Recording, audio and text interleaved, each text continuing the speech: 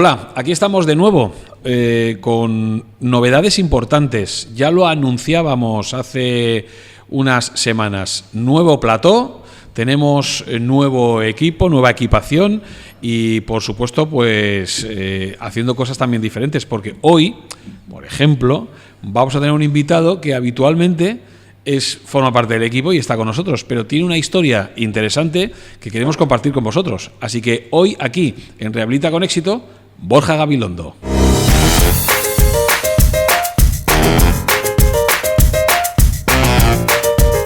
Pues Borja Gabilondo, hola, ¿cómo Martín? estás? ¿Qué tal? Oye, qué raro verte, verte frente a frente, siempre te tengo al lado. Se me hace raro verte de frente, sí. Face to face, como dicen los ingleses. Efectivamente. ¿No? Bueno, pero es que la verdad es que tu historia también es interesante, ¿no? Porque eres arquitecto técnico, eres ingeniero de edificación y has montado un guirigay muy importante, que yo creo, ¿no? Te has Pues centrado mucho añitos, en la rehabilitación. Sí. Eso es. Pero vamos a contar antes un poco la historia.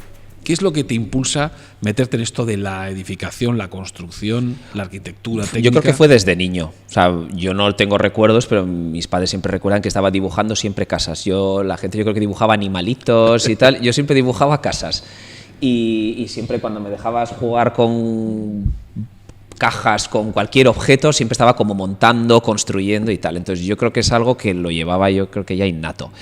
Y ya desde muy chiquitín me orienté un poco al tema de la arquitectura y luego pues la rehabilitación, pues bueno, yo creo que siempre me gustó el mundo de las reformas y luego yo estuve viviendo una temporada en China y claro, ahí es todo obra nueva. Y en aquel periodo, pues bueno, aprendí mucho, pero también aprendí lo que no me gustaba o lo que no me atraía tanto. Y entonces me di cuenta que a mí la obra nueva no me apasionaba. Entonces ya cuando volví otra vez aquí es cuando abrí el estudio.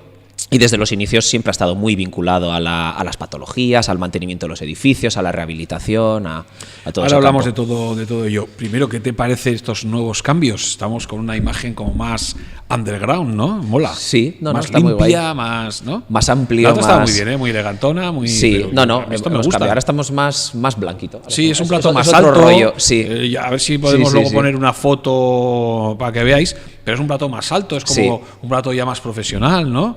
Y además como más de garaje. Sí, me gusta más, eso. Sí, estamos aquí como más. Sí, es verdad. Bueno, te vas a China. ¿Por qué te vas a China? Pues porque, pues mira, no me iba a ir realmente. Había que hacer unas prácticas obligatorias en alguna empresa y me había llegado publicidad de la universidad por correo electrónico. Y pensé, a China se va a ir su madre. Pensé, no, ahora, ¿cómo va a ir a China? Me cago yo en China, ¿no? Claro. Por ejemplo. Y nada, y se quedó ahí el tema. Y luego yo creo que fue a los 2-3 meses, volvieron a mandar el email. Y dije, ¿y por qué no? Y entonces, bueno, pues me hicieron una entrevista en la universidad y tal, y me dijeron, te vas en 15 días. Así fue tal cual, pim pam, o sea, había que preparar además la documentación para el viaje y todo tal, y nada, y en 15 días me marché. Entonces fue así, fue por unas prácticas que nos pedían en la universidad. Y bueno, entiendo cuando hablas de China hablas de Beijing o de Pekín, ¿no? Como la gente lo conoce. No, bueno, era Shanghái. Esto era Shanghái, sí. Mejor todavía. Sí, porque ahí hay un estudio muy importante que depende de la universidad de allí de arquitectura, que creo que tenían unos 1000 entre arquitectos, ingenieros y tal, 1000 personas en plantilla, que se les quedaban los edificios tan pequeños que tuvieron que comprar la estación de autobuses de Shanghái. Tuvieron que comprar la estación, hicieron una rehabilitación muy bonita, muy espectacular, para poder albergar a todas esas personas. ¿Cómo es trabajar en China, comparado con trabajar aquí en España?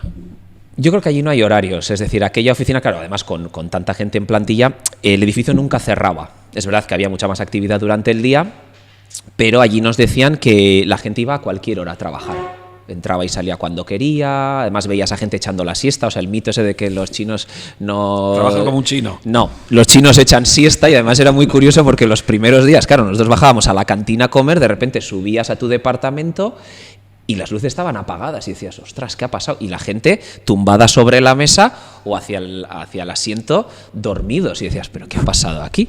O sea, era un paisaje totalmente diferente al de hacía una hora. Y a nivel constructivo es totalmente diferente también, ¿no? Ahí es todo a lo bestia. Claro, al final en ciudades de 20 y tantos millones de habitantes, pues claro, aquí lo que nos parece grande, ahí es insignificante. Estás hablando de que estás en una ciudad que es media España. En población sí, en población, bueno, eso los registrados, claro, que luego se estima que son muchos más. Entonces, claro, al final a nivel de edificación, pues todo es a lo bestia. E incluso las normativas del hormigón, de tal, claro, son elementos estructurales que aquí ni se utilizan. Claro, porque al final para construir rascacielos de más de medio kilómetro de altura, claro, los sistemas estructurales aquí, yo no sé si se han llegado a utilizar semejantes sistemas, por ejemplo, en España. Entonces, claro, no tiene nada que ver. Es verdad que todas esas edificaciones sí que están muy influenciadas por Occidente, porque normalmente en los equipos es verdad que desarrollar lo desarrollan ellos, pero siempre hay una supervisión de alguna empresa o algún estudio occidental. Ahora, están espabilando también, o sea, están empezando a hacerlo ellos todo el proceso, pero normalmente nosotros, por ejemplo, los proyectos que nos tocó trabajar, siempre había algún arquitecto occidental por detrás, o alguna empresa que controlaba un poco la obra. Pero a ti lo de levantar edificios de 500 metros o más no te ponía nada. No, estuvimos allí unos meses, pero bueno, yo me di cuenta que a mí la obra nueva pues no me aportaba. Aprendimos mucho, es verdad que aprendimos mucho, pero no sé, a mí me faltaba algo y yo me di cuenta que yo no valía tanto para obra nueva, sino que me gustaba mucho más la rehabilitación. Además, como siempre desde niño también me ha gustado mucho la historia clásica y demás, pues bueno, al final cuando volví, pues estuve un poco pensando a ver qué hacer, para dónde tirar, porque claro, con 20 y pocos años al final dices, bueno, ¿qué hago ahora, no? Pero es una persona, yo creo que muy bien amueblado, en el sentido de que lo tienes muy claro, apostar por la rehabilitación. Cuando la rehabilitación siempre ha sido un sector, o por lo menos esa es la imagen que ha dado, que es un poco el hermano pequeño de la rama de la construcción, ¿no? Hombre, yo creo que eso ha sido también, claro, el boom que tuvimos hasta la crisis del 2008, yo creo que hizo dejar la rehabilitación como algo de segunda, ¿no? Es decir, los arquitectos y los técnicos que se dedicaban a rehabilitación parecía que era como gente un poco de segunda, salvo que fuera rehabilitación de patrimonio, de cosas como muy, muy emblemáticas. Y lo que pasa que, claro, ¿qué sucede? Que a raíz de la crisis del 2008, evidentemente, se construye mucho menos y nos damos cuenta que el parque inmobiliario y, bueno, y además todo el parque histórico que tenemos en España, pues necesitaba intervenciones muy importantes, bueno, y sigue necesitándolas todavía. Entonces ahora ha cambiado, es decir, ahora ya los técnicos, el que se dediquen a obra nueva o se dediquen a rehabilitación, yo creo que ya se ha vuelto algo parejo, pero sí que es verdad que lo que comentas, que hace 20 años la rehabilitación era como algo de segunda, incluso raro, las constructoras también, a las constructoras se les tomaba como de segunda. Era raro ver a alguien de tu perfil que diga, no, yo prefiero apostar por la rehabilitación, quizá un visionario, porque al final es un mercado en el que también constructoras y despachos de arquitectos se han tenido que mover hacia ese sentido. Sí, porque muchos se dedicaban a obra nueva, sí, sobre todo la gente estudios que ya llevaban décadas en el sector de la construcción se tuvieron que adaptar al de la rehabilitación. En mi caso no ha sido un tema de visionario, simplemente era un tema de gustos. De gustos, ¿no? Sí. Bueno, si hubieras dicho que era visionario hubieras quedado mucho mejor. Sí, pero bueno, es que me estropea, ya siempre me estropea la entrevista. Da igual. El caso es que en 2013 fundas Arquitecnical. Eso es. Y lo haces en Zarauz y eres el CEO, ¿te guste o no? El CEO. Ahora porque se llama el Pero si no te gustan los anglicismos. No te gustan los anglicismos. No, pero bueno, queda bien un tío como tú, con esa imagen que tienes. Sí. Decir que eres CEO de Arquitecnical, pues viene bien, ¿no? Fundas Arquitecnical, sí, que es tu despacho y lo haces en Zarauz. ¿Con qué intención?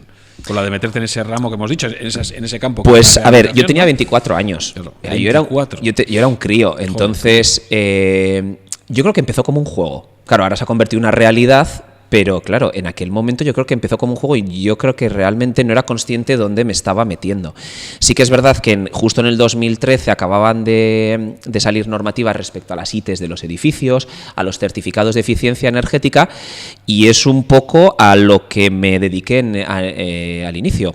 Visité un montón de inmobiliarias para el tema de los certificados energéticos, administradores de finca para las ITES, y al final pues una cosa llevó a la otra y luego ya empezaron a llegar las obras y todo eso. Pero bueno, pues yo empecé un poco pues a puerta fría, tocando puertas para ofrecer pues temas de eficiencia energética y de ITES. ¿Y qué es lo que ves que ha cambiado desde que tú iniciaste a lo que ahora habéis llegado? Es decir, pues sobre todo la tecnología. La tecnología, sí. Es decir, en obra yo creo que no ha habido tanto cambio, es decir, siguen apareciendo materiales novedosos, se siguen mejorando y desarrollando materiales, pero yo creo que el cambio más fuerte en el sector en estos 12 años Yo creo que es la tecnología.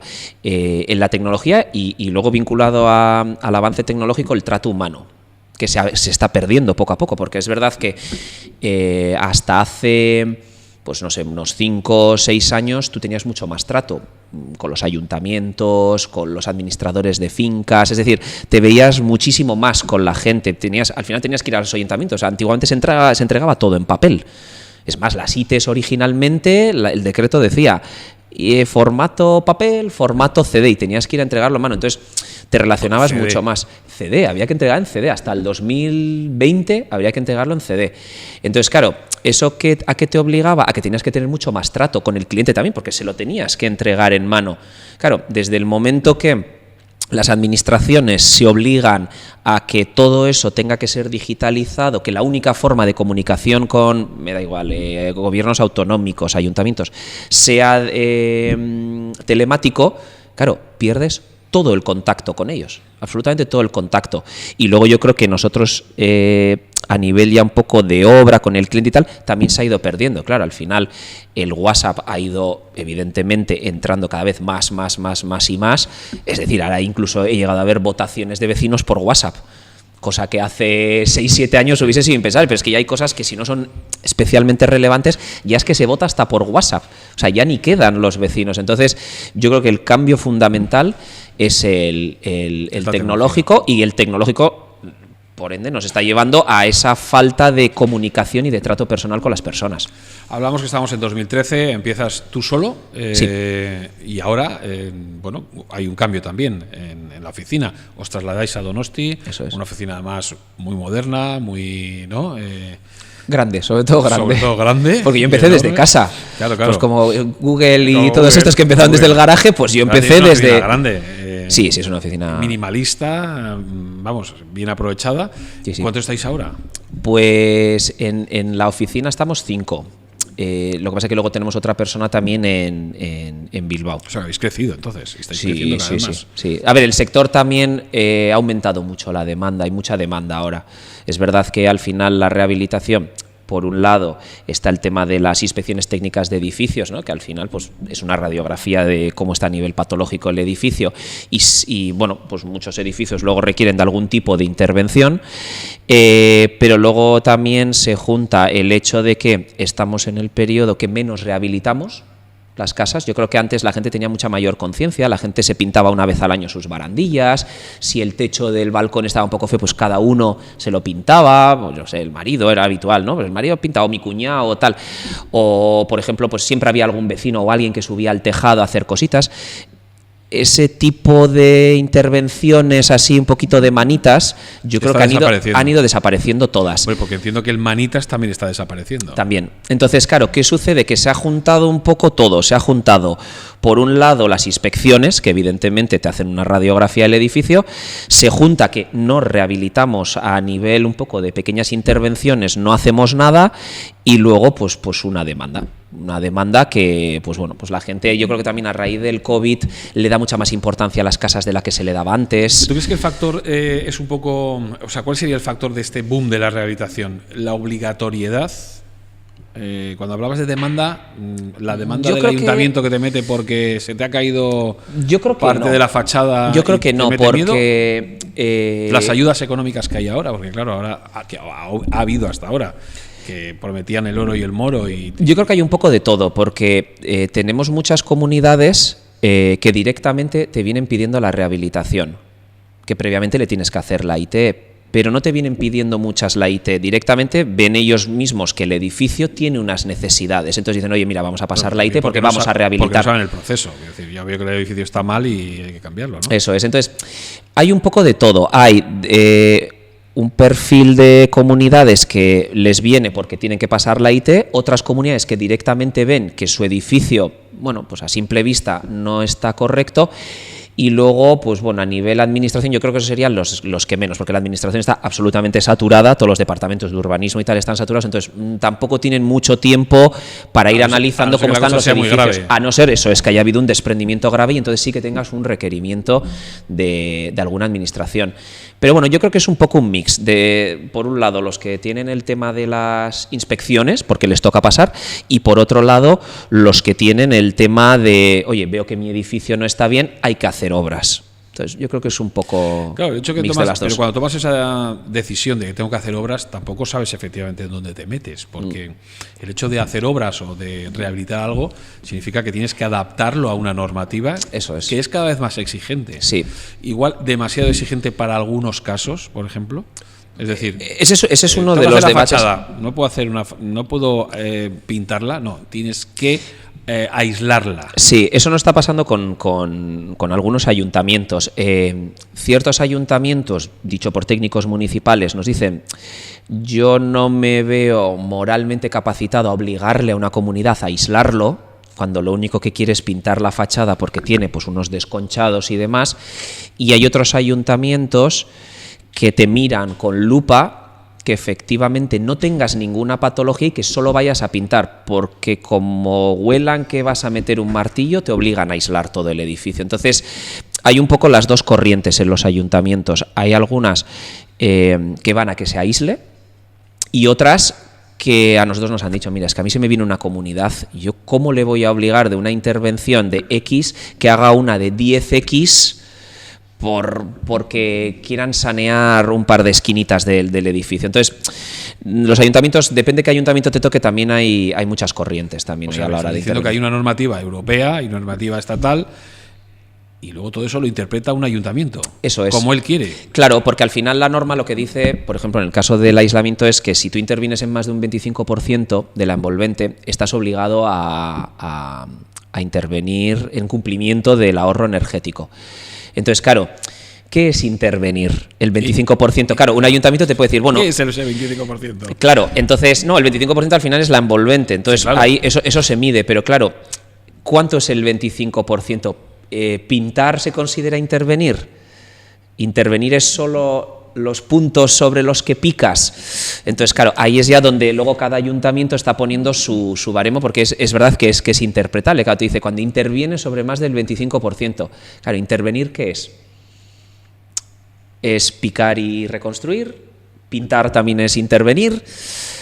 Entonces ahí está un poco...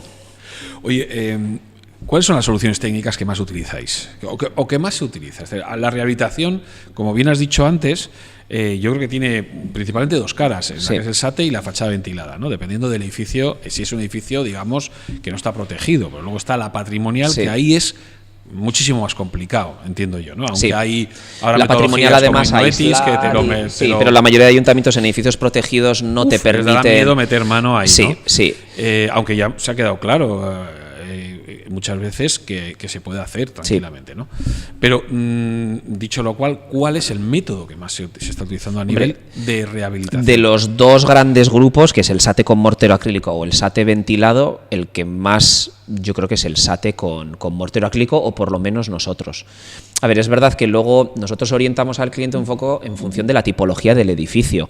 Hay edificios que no tiene ningún sentido que se hagan en SATE mortero acrílico y hay otros que no tienen ningún sentido en que se haga en ventilada. Entonces va un poco también en función de la estética, del material previo que tenga de revestimiento ese edificio, del diseño, del barrio en el que esté, depende de muchas características. Claro, pero sobre todo con mortero acrílico. Habéis rehabilitado ya muchos edificios, tendréis una experiencia en todos estos años. Habrá habido casos increíbles, ¿no? Es decir, desde coger un edificio que no sabes por dónde agarrarlo, ¿no? Hasta alguno que diga, pero vas a rehabilitar esto que está tan bien, ¿no? ¿Cuál sería, cuéntanos algún caso, pues de los que más os haya dado costado, pues por yo qué sé, pues por el desafío técnico o por convencer a los vecinos? Porque yo me acuerdo que hemos hablado muchas veces, me hablabas a veces de incluso pintar el edificio y los vecinos decantarse por un color horroroso. Sí, tenemos alguno. Les gustaba, ¿no? Sí, a ver, bueno, los que muchas más anécdotas de ese. Sí, anécdotas tenemos mil. A ver, los que más desafío siempre son los edificios históricos. Esos son no los que se rehabilitan energéticamente, porque normalmente no puedes rehabilitarlos energéticamente, son los que más retos suponen por el hecho de que al final es piedra, en muchos casos, hasta que no montas el andamio, no ves exactamente cómo está, porque te puede parecer que una ménsula, un elemento decorativo, visto desde la calle, está bien, pero una vez que subes al andamio está mucho peor. Sí, yo creo que serían los edificios históricos los que más trabajo nos dan y los que más se suelen complicar o los que más precios contradictorios acaban sufriendo al final de la obra, porque al final un edificio estándar de los años 60-70, coger y aislarlo, pues son sota, caballo y rey, porque las patologías son muy comunes. Ahora, uno de piedra, hemos tenido casos de ir a algunos edificios y básicamente un lavadito y arreglar 4 esquinitas, y otros que llegas y te encuentras sorpresas importantes. ¿No te ha dado miedo tu primer edificio histórico meterle mano a eso?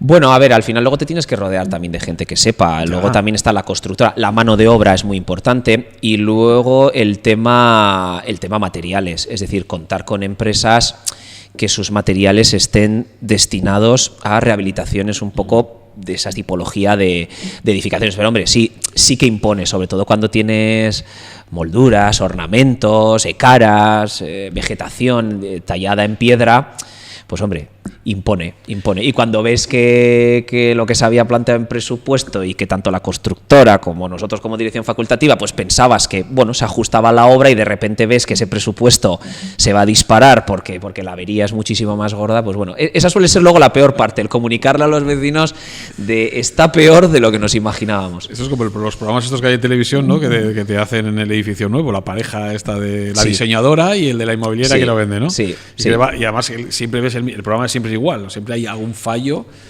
Siempre sale algo. A ver, es un programa, por lo general siempre salen cositas. No suele haber mucho imprevisto, sobre todo eso, los que son sota, caballo y rey. En los históricos, en los protegidos, es bastante probable que haya algo. Es bastante probable. Hay empresas que nos están preguntando si pueden colaborar. Claro, este es un proyecto abierto a todas las marcas. Si eres una de ellas y estás interesada en colaborar con nosotros e incluso patrocinarnos, rehabilitaconexito.com, ponte en contacto con nosotros, ahí hay un formulario especial y directamente nos llega tu información y nos ponemos en contacto. Seguro que cerramos un acuerdo para que tu empresa, tu firma o tu marca esté aquí presente y pueda llegar a mucha gente.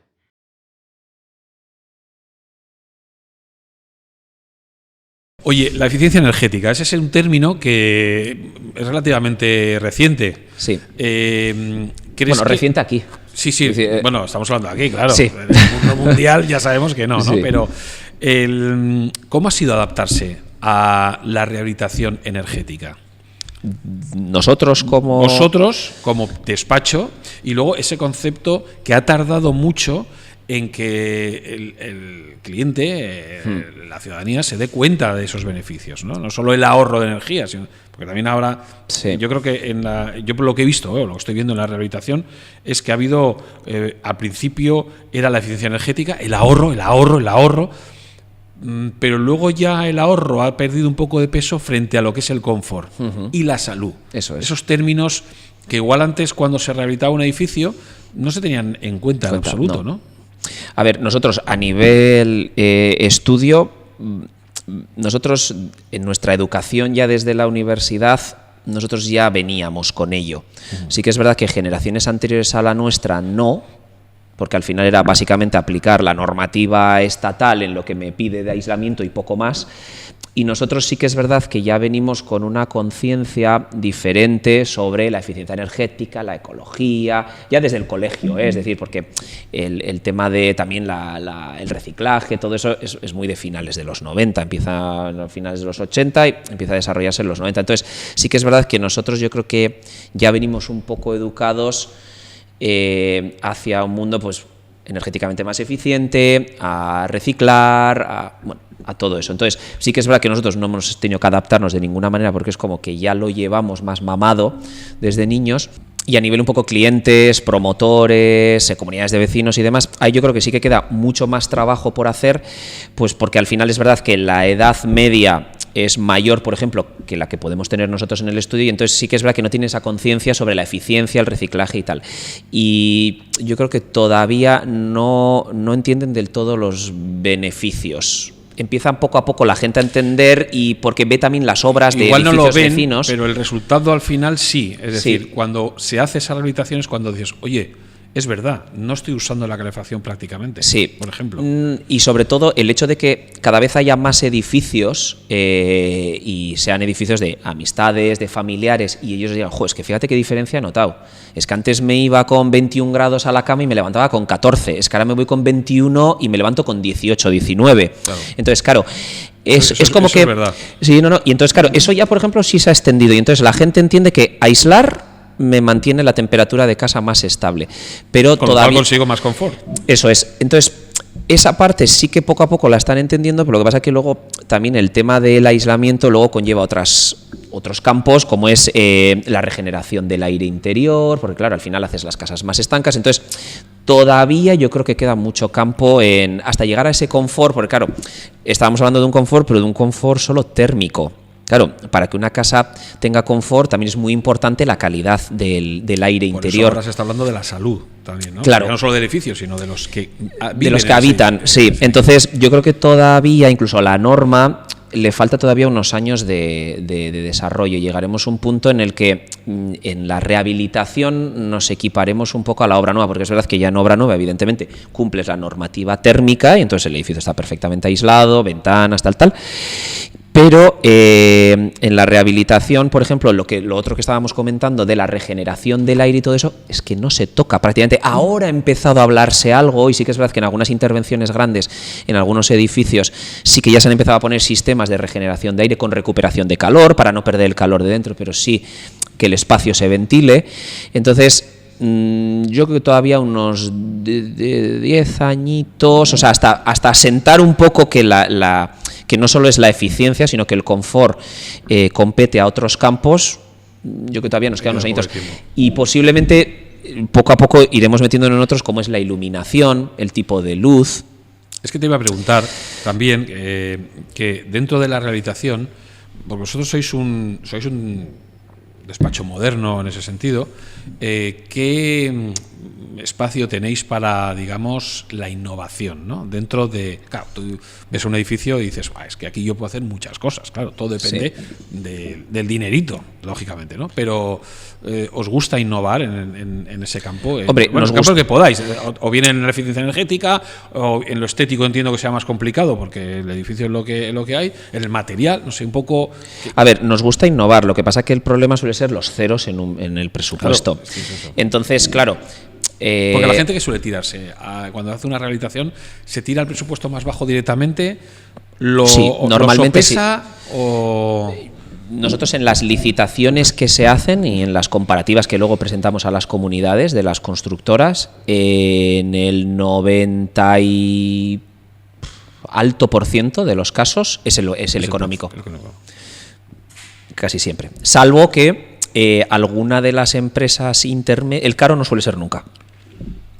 Ojo, pero yo no estoy hablando del caro porque sea más caro, sino que estás ofreciéndolo igual, imagínate, innovación y un sistema de renovación de aire interno. Es muy complicado. Claro. Es muy complicado. Nos ha pasado en algunos edificios... Es complicado lucirte en ese sentido. Sí, nos ha pasado en algunos edificios que nos parecía que se podía hacer algo muy especial. Hemos hecho un planteamiento especial a nivel de diseño, técnico y tal. Bueno, algo diferente al que no se ve en el día a día, y a su vez presentarles algo más estándar. Y suele costar muchísimo al estándar. Casi siempre al estándar. Es muy complicado, es muy complicado. Y es una pena, porque al final... nosotros al final lo que le decimos al cliente, esto no es una inversión para 5 años, es decir, cuando ya haces una intervención, este edificio no va a tener otra intervención de estas características, sí que tendrá intervenciones de mantenimiento, tendrás que limpiar la fachada y demás, pero de tener que desmontar todo ese sistema para volver a hacer otro, es que igual estás hablando de 40 o 50 años si se mantiene correctamente, ¿no? Entonces, claro, al final que de una intervención a otra, pues yo puedo entender, tú dices, ¿cuánto es por vecino? 30.000. Y la otra opción, 45.000 por vecino. No, 45.000 no. 45.000 es una barbaridad, pero claro, visto a 40, 50 años, dices, hombre, no es tanto dinero a tantos años. ¿Cuál sería el importe medio que cuesta una rehabilitación, ¿no? o que tú ves que se está... Hombre, a ver, la fachada familia, ventilada es más costosa. En un presupuesto general... ¿Es más costosa la fachada ventilada? La ventilada que el SAT es más costoso, sí. En el presupuesto general, no el material, ¿eh? En el presupuesto general, teniendo en cuenta todos los medios auxiliares, normalmente de media decimos que oscila de un 30 a un 50. Más que un SAT con mortero acrílico. De un 30 a un 50 depende un poco de la rematería, esquinas. Claro, cuanto el edificio tenga más ángulos, más esquinas, más rematería, evidentemente la ventilada va subiendo, cosa que el SAT no sube. En la rematería es donde se va el precio en las ventiladas, porque claro, tiene que hacer... Es cuadrado, algo, pues genial, va la ventilada. Claro, si tiene mucho ángulo, mucha esquina, claro, te tienen que hacer piezas ad hoc y hay que cortarlas ad hoc para ti. Doy fe. Das fe. Sí. Por tus obras. Por mi experiencia. Por las que te están cayendo. En mi vivienda, sí, que es muy recta. Sí. Entonces, claro, cuando es muy recta, la ventilada no se desfasa tanto. Pero sí que cuando empiezas ya cosas un poco singulares, ahí es cuando se va. Entonces, ahí también es verdad que, claro, luego los vecinos, por eso muchas veces se decantan más por un sistema o por otro, por un tema económico. Económico. Y son los vecinos que al final os dicen, os comentan, oye, qué razón tenías, he notado un beneficio económico en mi factura y además un beneficio de confort, porque lo que decías tú, ahora me levanto y en invierno no noto ese frío en casa. Lo notan... no con la obra terminada, lo notan durante la obra, porque claro, ¿lo estoy notando yo? Claro, en el momento que tú colocas el aislante en la fachada, luego sí, lleva sus diferentes capas o lleva la fachada ventilada, pero en el momento que tú colocas el aislante notan una diferencia abismal. Y nosotros preguntamos también en obra, oye, los que estáis en esta zona, en estas fachadas, ¿qué tal? Y dice, oye, pues no me había parado a pensar, pero es verdad que, bueno, pues oye, este invierno la verdad es que se nota, es verdad, que no hace tanto frío ya en casa y tal. Entonces sí que se nota una diferencia muy considerable. Claro, eso es un boca a boca y al final empiezas rehabilitando un edificio y acabas rehabilitando prácticamente los de toda la calle. Suele pasar, ¿eh? Como entres con buen pie en un barrio, no nos ha pasado, ¿eh? En alguna población nos ha pasado que haces uno y luego los de al lado se enteran y el de enfrente y el de no sé qué y te tiras allí 3-4 años pues rehabilitando varios de la zona. Y ahí es donde haremos, cuando ya el próximo programa estés a este lado de la mesa, haremos un debate. ¿Qué te parece? Yo lo he planteado ahí a dirección y lo he visto bien, y es ese debate que se está hablando, del que se está hablando, y es cómo las ciudades empiezan a ser muy parecidas por la rehabilitación, sobre todo de fachada ventilada. Estoy totalmente de acuerdo. Y eso no sé en qué está influyendo. Es muy complicado que un barrio histórico se haga, lo que hemos dicho, si se tiene que hacer una rehabilitación patrimonial, quedará el edificio exactamente igual, lo que es el centro histórico. Pero el resto empiezan a parecerse muy iguales, porque aunque el color sea diferente o la tonalidad sea diferente, al final la fachada ventilada, el resultado arquitectónico es el mismo. Cajas, ¿no? Sí, lo que pasa es que yo creo que siempre ha sido así. Es decir, históricamente, tú si vas, no sé, a la época victoriana inglesa, todas las casas son iguales, todas las que se hacían en Inglaterra. Y te hace gracia el barrio de casa victoriana. Ahora nos gusta cuando la casa victoriana no la compares con un edificio. No, pero para que veas un poco que no es malo, es decir, lo que estás haciendo es mejorar el edificio, ojo, pero igual ese coste. A ver, es que el tema es que yo creo que yo al principio pensaba así, pero luego te paras a pensar y dices, es que yo creo que cada época tiene su estética, ¿no? Lo mismo que si tú coges los edificios de los años 70, sobre todo de barrios obreros, son todos copia y pega. Da igual el que está en Madrid, que el que está en Sevilla, que el que está en Bilbao. Porque los ves y dices, es que se parecen entre ellos. Entonces, claro, yo creo que ahora nos estamos llevando un poco las manos a la cabeza cuando siempre ha ocurrido lo mismo. Es decir, se coge una corriente estética. Bueno, no vamos a entrar en el debate porque eso lo dejaremos para otro programa. Para otro podcast que yo creo que es interesante. Pero es interesante. Eso, de hecho, lo habréis hablado en el despacho, seguro, ¿no? Sí, que empiezan a parecerse. Entonces, claro, intentas muchas veces, pues eso, intentar diferenciarte de alguna forma en la estética. Oye, no hemos hablado de la digitalización, porque sí hemos hablado de la eficiencia energética, pero llega el momento de la digitalización. Estamos viviendo una etapa digital muy importante. Todo es digital. La IA. Bueno, lo de la IA ya hablaremos, ¿no? Que eso ya me asusta cada vez más, ¿no? Pero sí que es cierto que a nivel de rehabilitación, de repente empiezas a tener escáneres 3D, drones con los que evitas tener que estar subiéndote. Sí, nosotros tenemos cuerdas. En el estudio, utilizamos drones, sí. Chico, eso, ¿cómo se adapta uno a todo ello, no? Bueno, a ver, al final... Tú eres un nativo digital, se te nota, pero no todo el mundo es así. A ver, toda la tecnología, la digitalización, evidentemente, lo que te va a ahorrar es tiempo. Y en el caso del dron, mira, que has comentado que me gusta, sobre todo evita riesgos. O sea, hay momentos que nosotros utilizamos el dron, uno, por agilizar y dos, por evitar riesgos, porque vas a poder llegar a zonas que sin un andamio, pues hombre, te la tienes que jugar un poco.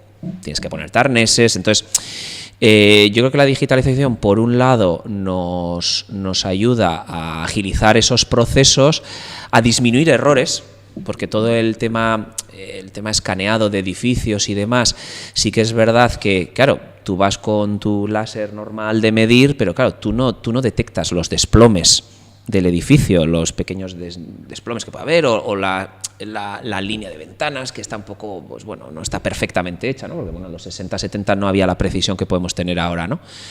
Entonces, sí que es verdad que nos ayuda mucho a reducir errores. Entonces, claro, al final... Y a reducir tiempo, ¿no?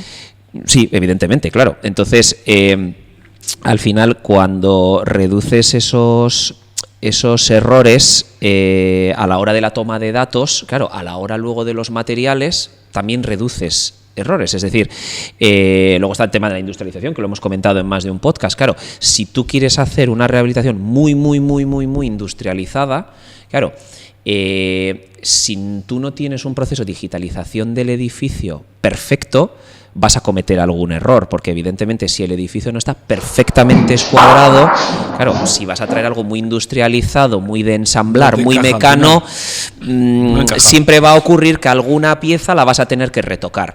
Entonces, hombre, la digitalización es verdad que en rehabilitación sobre todo se está utilizando más para fachada ventilada. Es verdad que, por ejemplo, para hacer un sate con mortero acrílico, pues en principio no, todavía se utiliza la cuerda para sacar la plomada y demás. Pero sí que es verdad que yo creo que poco a poco llegará cada vez más el tema de la industrialización. Eso implicará que los procesos van a tener que estar mucho más digitalizados, va a tener que ser todo mucho más preciso, mucho más medido, mucho más escáner, mucho más tal.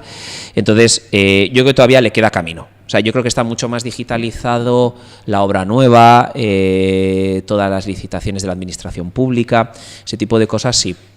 La rehabilitación pura y dura, en la que todavía requiere mucho mortero, como es por ejemplo los sates con morteros acrílicos, yo creo que ahí todavía queda algo de campo. Pero es un trabajo muy manual. ¿Eres pro industrialización o no? Para los trabajos que se puedan industrializar, sí. Es decir, si yo una fachada ventilada la puedo traer mucho más montada, ¿por qué voy a perder tiempo en obra? Ahora, por ejemplo, que nos ha pasado en una obra que estamos terminando de dos portales, por ejemplo, hemos hecho todo el tema de accesibilidad industrializado, que no me había tocado nunca.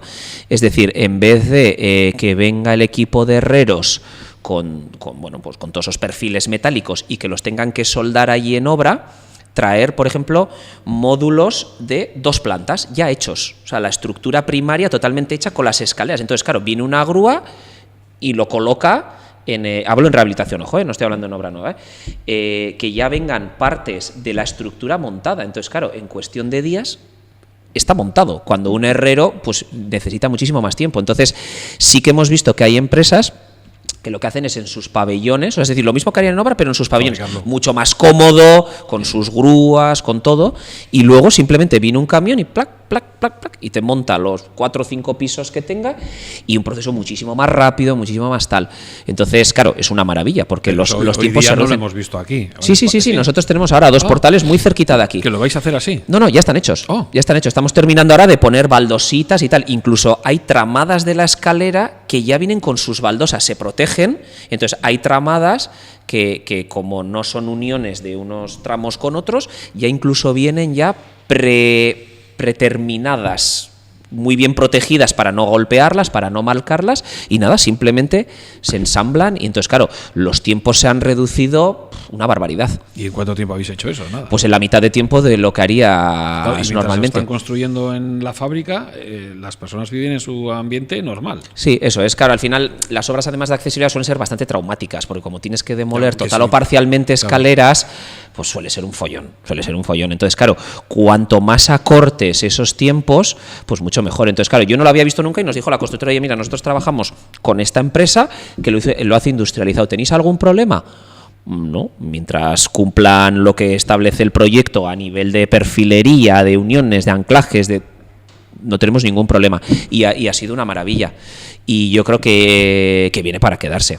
Muchos nos estáis preguntando cómo poderse poner en contacto con nosotros para, bueno, hacernos llegar información vuestra. Es muy sencillo, rehabilitaconexito.com. Esa es la página web donde puedes tener todo el contacto con nosotros. Si tienes algo que contar, algo que presentar, algo que comentarnos, hazlo a través de la página rehabilitaconexito.com. Nosotros nos pondremos en contacto contigo y aquí podrás ser también otro día, pues como hoy, un protagonista. Te esperamos. Subvenciones. Otro melón. Sí, después de hablar de la eficiencia, yo creo que el melón es el de las subvenciones, que además yo creo que es un capítulo importante porque ha sido el motor del boom de las rehabilitaciones. ¿Cómo lo ves? Sí y no.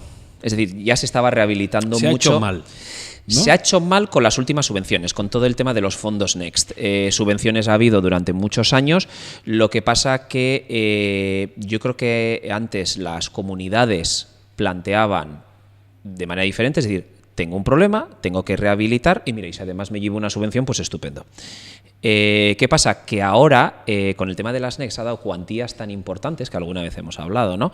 De hasta el 80%, que claro, es lo que comentamos. Si tú tienes una obra de 100.000, el 80% son 80.000. Pero si tienes una obra de 3 millones, porque son varios portales, estás hablando de más de 2 millones de ayuda. Y hay comunidades que se han llevado cantidades de 7 cifras. Entonces, claro, ¿qué pasa? Que no hay dinero para todos. Y entonces el tema es que, claro, se le ha dado tanto bombo por parte de algunas administraciones al tema de los fondos Next, que claro, ahora muchas comunidades te dicen, no, es que si yo no voy a tener una ayuda de esas cuantías, es que yo ya no quiero rehabilitar mi edificio. Entonces, claro, el problema es que la administración se ha pasado de frenada, y lo comentábamos ayer en el estudio, que justo estuvimos charlando sobre este tema con un invitado que tuvimos en el estudio, y a la conclusión a la que llegábamos era esa, que sí que tenía que haber habido ayudas los fondos Next, porque evidentemente siempre impulsan, pero tenían que haber sido de otras cuantías. Pues da un 30%, un 50%, hasta un 50%, pero no puedes estar dando 60% y 80%, porque al final, ¿qué pasa? Que ahora la gente no se va a conformar con menos. Igual pensaba la administración que iba a haber más dinero.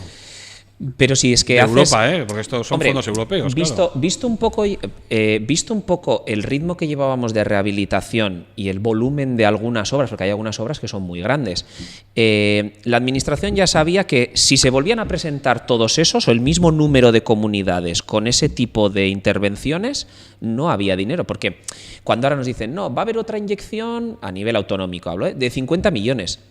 50 millones, pero como tengas comunidades grandes que te estén pidiendo subvenciones, no con obras mucho de más importe, pero que te estén pidiendo 1 millón y pico o 2 millones en subvenciones, ¿a cuántas comunidades llega eso? ¿A 20? ¿20, 30? Claro, 20, 30 a nivel autonómico no son un número significativo. Entonces, claro, hay comunidades autónomas en las que más se rehabilita, como es Madrid, ciertas zonas de Cataluña, el País Vasco, Navarra, Cantabria. Claro, sus cuantías... Se han fundido sus cuantías. Claro, entonces no ha habido dinero para todos. Lo que tenían que haber hecho es cuantías más pequeñas, porcentajes más pequeños y llegar a muchísima más gente. Entonces ahora, ¿qué nos está pasando? Que lo que comentábamos, ¿no?, ayer en el estudio, que ahora tenemos que volver a reeducar a las comunidades y a decir que tú tienes un problema, tú tienes que darle una solución a tu edificio, y si además te puedes llevar una ayuda, te la puedes llevar. Porque plantear desde el inicio, pero quiero una ayuda para hacer una obra... Te están viniendo diciendo, oye, quiero... No, sin ayuda no hacemos nada. Sin ayudas no hacemos nada. A ver, no he sacado el porcentaje, pero ahora mismo comunidades... Bueno, se palpa, solo palpas del día a día. Sí. Nosotros ahora mismo en el estudio, obras, proyectos redactados en stand-by, esperando a que salga algún tipo de convocatoria, pues podemos tener en stand-by pues tranquilamente 20 y tantos. Madre mía. 20 y tantos en stand-by.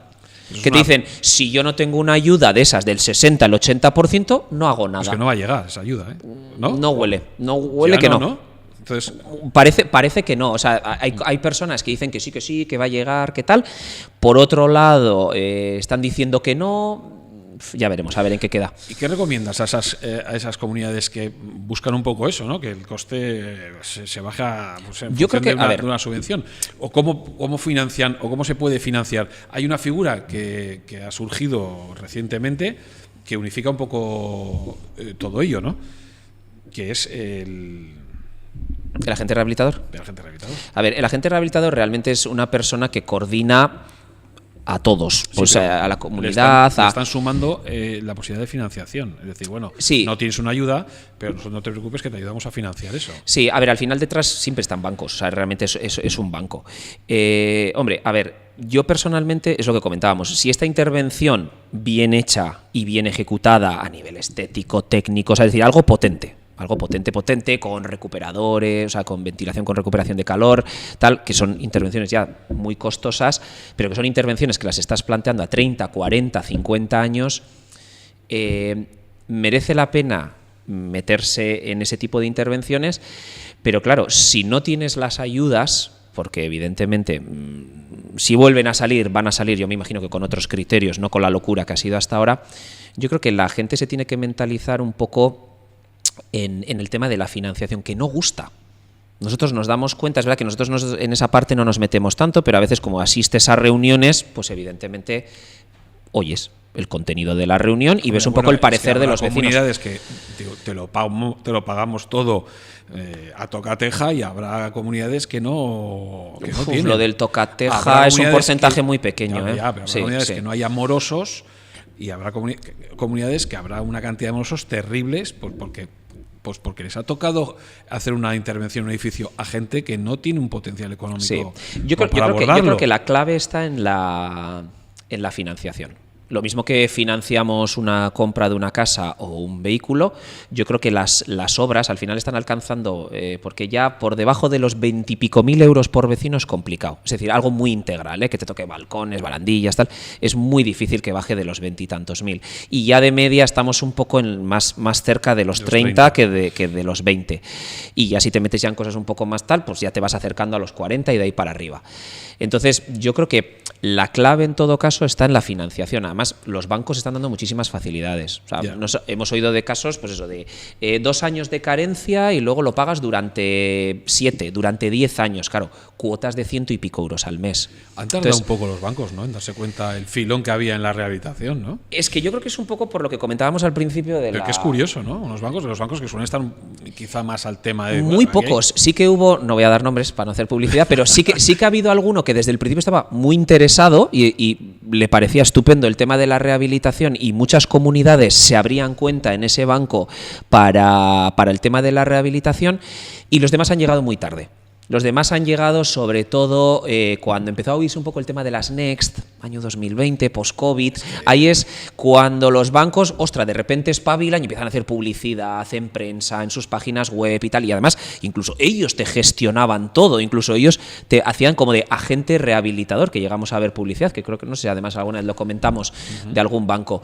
Y yo creo que han llegado un poco tarde por eso, porque ellos se han centrado más, yo creo que en todo lo que tiene que ver con la obra nueva, esa financiación, un poco más de obra nueva, tal, y es verdad que la rehabilitación como que la han dejado un poco de lado, pero claro, ven que es un motor, y sobre todo depende en qué zonas, comunidades autónomas y tal, que es un motor muy importante. Entonces, yo creo que poco a poco el tema de las subvenciones no sabremos cómo va a ser, no sé si con otros fondos Next o como quieran llamarse, pero sí que creo que las comunidades van a empezar cada vez más a mentalizarse en la financiación a largo plazo, y hemos hecho cálculos en intervenciones ya muy potentes, con fachadas ventiladas, con techos también ventilados, o sea, ya de cuantías importantes por vecino, y al final sacas los cálculos y tal, a cuánto por vecino, a 10 años, tal, y son cuotas de 100, 200 euros al mes, que por lo general son asumibles por la gran mayoría de vecinos de un edificio. Oye, el futuro de la rehabilitación es energético, entiendo, ¿no? Pero ¿cómo lo veis? Pues Pues espero que un poco más tranquilo de lo que está siendo la última temporada. Sinceramente, un poco más tranquilo. A ver, sí, un futuro evidentemente mucho más energético. La normativa ya se ve que cada vez, bueno, pues van desarrollando mucho más todo el tema de la normativa energética y lo que implica, ¿no? Que comentábamos, ventilación y demás. La pena, y yo creo que es una queja un poco generalizada del sector, ya no solo de los estudios, sino también de las constructoras y demás, es que es un futuro muy burocrático, muy administrativo. Demasiado papeleo. Demasiado. Digital. Eso sí, no imprimes nada. Bueno, ya, pero que mucho papeleo. Digital no significa que haya mucho sí, papeleo, hay mucho pero... trabajo. Yo, fíjate, les decía hace unos años y yo creo que poco a poco está llegando. Lo mismo que antiguamente había delineantes en los estudios, ¿no? Porque alguien tenía que hacer todos esos planos. Claro, había mucho trabajo y había mucho delineante y los delineantes prácticamente han desaparecido porque antes para hacer los planos de un proyecto necesitabas 10 delineantes para un proyecto grande y ahora igual con un tío te basta.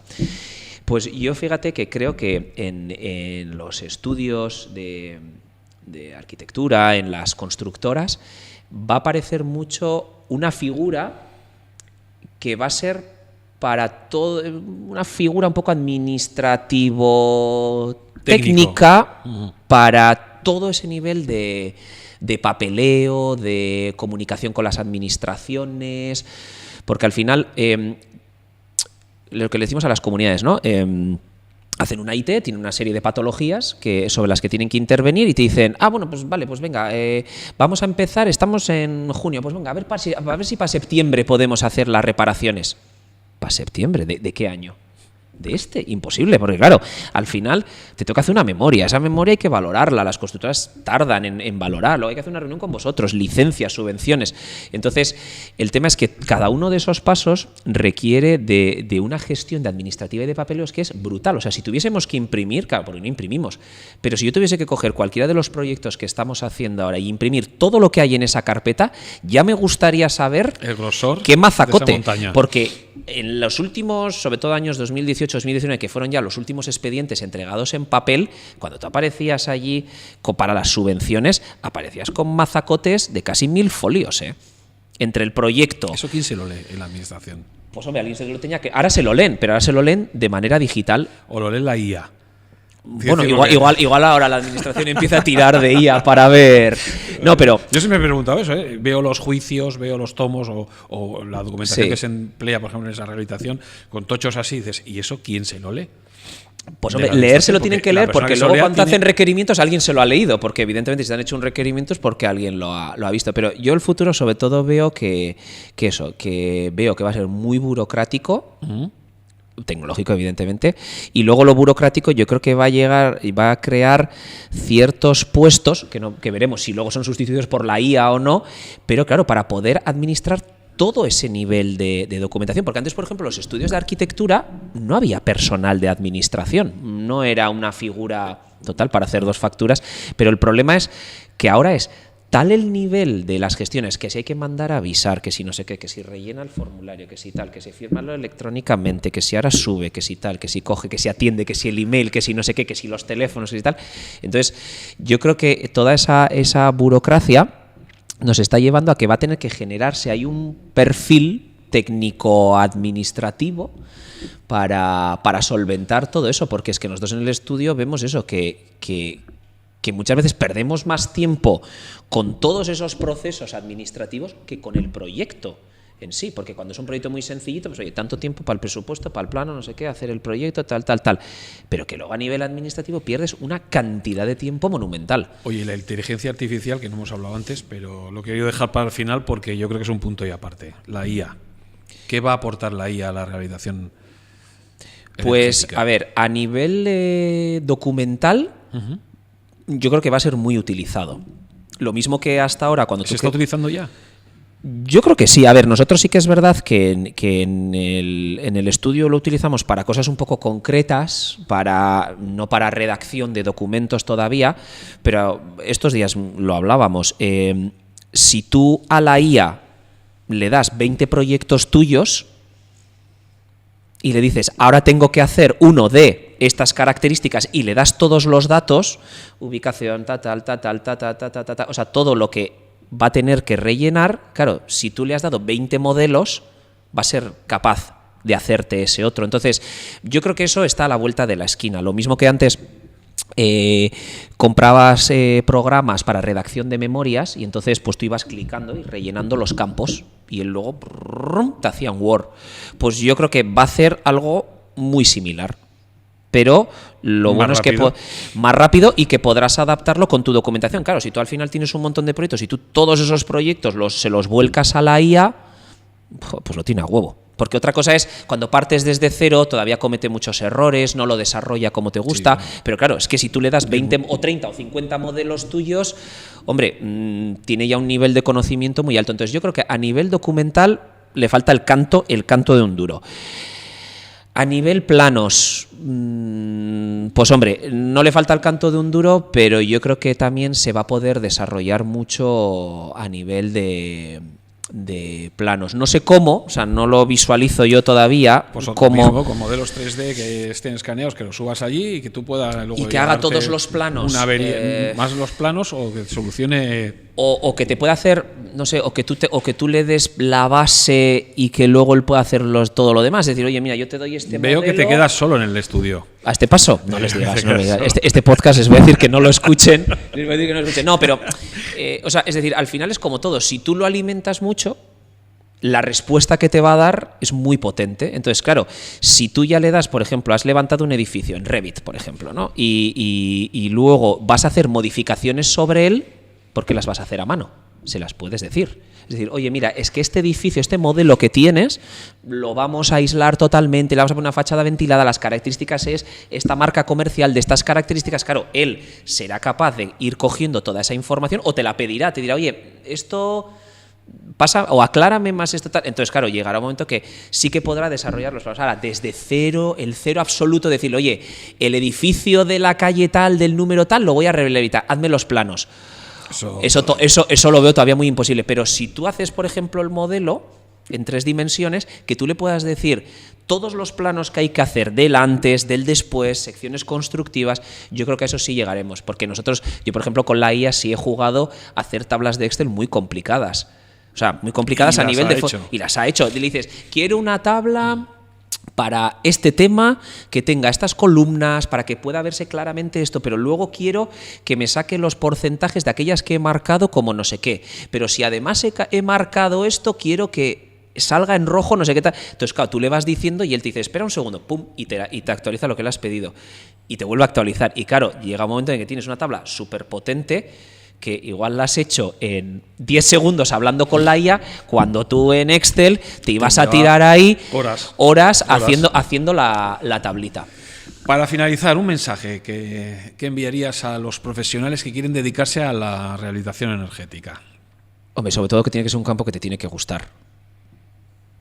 Fundamental. Es decir, o sea, no creo que es algo que haya que meterse, aunque ahora hay mucho trabajo, hay mucha demanda, no creo que sea algo en lo que te tengas que meter porque hay mucha demanda, sino porque sea algo un poco vocacional, porque al final es un trabajo exigente con mucha responsabilidad, porque puede tener muchas consecuencias lo que haces y lo que firmas. Con estar muy al día con la tecnología, por ejemplo, lo has dejado claro, ¿no? Sí.